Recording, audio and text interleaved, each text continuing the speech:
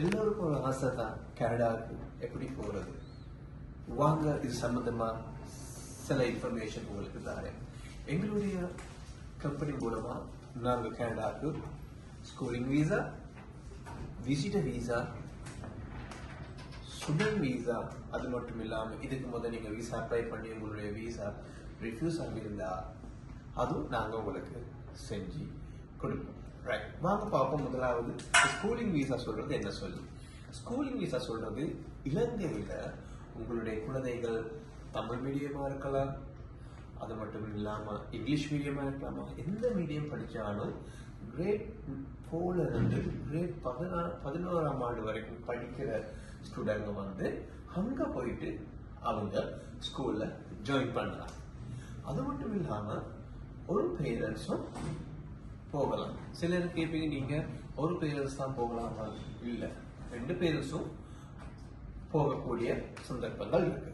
அப்ப இது சம்பந்தமா நிறைய விவரங்கள் கொடுக்க வேண்டியிருக்கும். இந்த ஒரு வீடியோ மூலமா சகல இன்ஃபர்மேஷனும் நம்மளுக்கு இந்த ஸ்கூலிங் விசா மூலமா கொடுக்க முடியாது. அப்ப நீங்க எனக்கு கால் பண்ணுனா இது சம்பந்தமா தெளிவான இன்ஃபர்மேஷன் எனக்கு கொடுக்கலாம். சில நேரங்கள் நீங்க ஜப்னா இருப்போம், அது மட்டும் ட்ரீன்கோ பேட்டிக்கோலோ தூல இருந்து இருக்கு, எங்களோட ஆஃபீஸ் இருக்கு கொழும்புல, உங்களால வர முடியாது. அப்ப நீங்க எனக்கு கால் பண்ணலாம். அப்படி இல்லாட்டி ஜூம் மீட்டிங் மூலமா கூட என்னோட பேசி நீங்க சரியான விவரங்கள் கேட்டுக்கிட்டு நீங்க மூலமா அப்ளை பண்ணலாம். ஒரு வருஷத்துக்கு 2 இன்டேக் தான் இருக்கு. ஒன்னு பிப்ரவரி, மற்றது செப்டம்பர். சரியா? இப்ப நாங்க இருக்கிற வந்து ஜூலை மாசத்துல எங்களுக்கு செப்டம்பர் இன்டேக் முடியும்.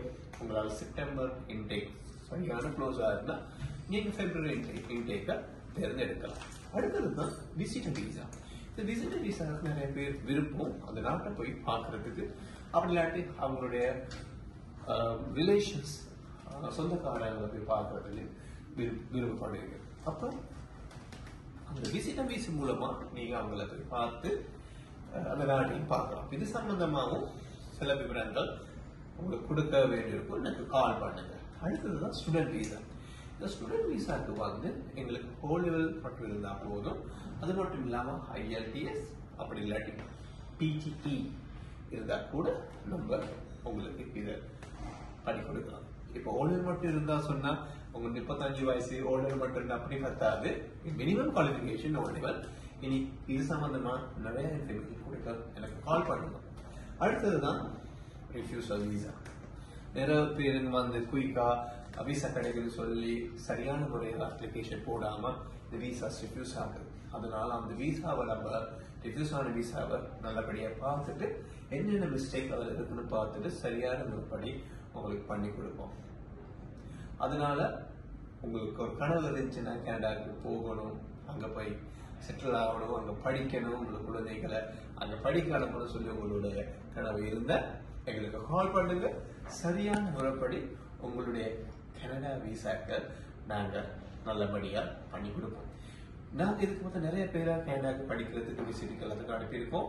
இது சம்பந்தமா நீங்க எங்களுடைய Facebook, அப்படி இல்லாட்டி Instagram, அப்படி இல்லாட்டி எங்களுடைய YouTube சேனல் மூலமா எங்களுடைய சக்சஸ் விசா நீங்க பாத்துக்கலாம். நன்றி.